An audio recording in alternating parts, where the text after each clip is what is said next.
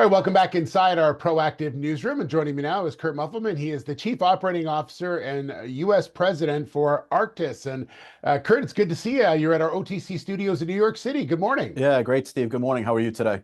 I'm good. I'm good. Excited to talk a bit about what's going on with the company. Tell me a little bit about archTIS. Sure. So when you look at the world today, particularly the geopolitical climates that are going on, the big thing that's affecting most organizations is security, right? And security is this behemoth thing, right? Keeping people out of your systems. You read about hacks and breaches every day.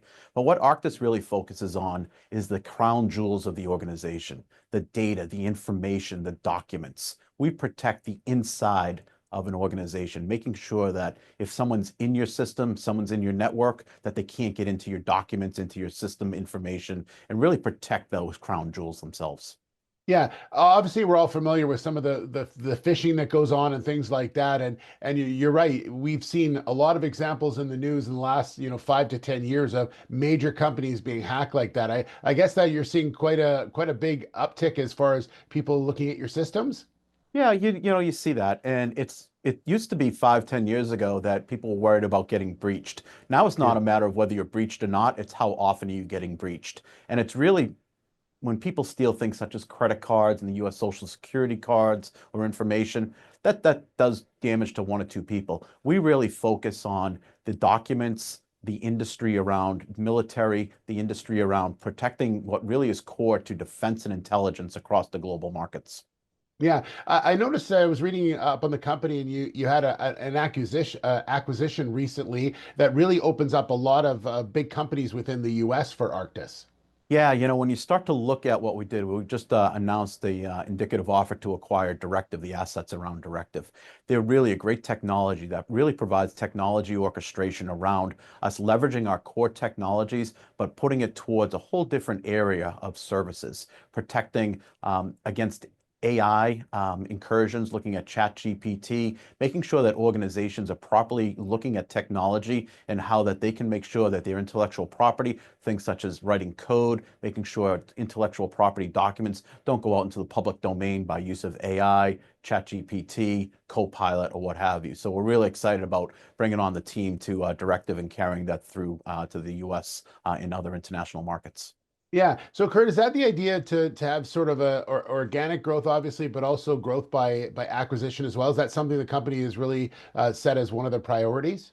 Yeah, when we look at what our priorities are, we've done a great job with the Australian Ministry of Defence. And so one of our core principles was, as a Canberra-based company, is always to win at home. You need to win the home games. Like any good sporting team, good company, win at home. Now, we've done some significant business, close to $20 million with Oz Defense over the last couple of years.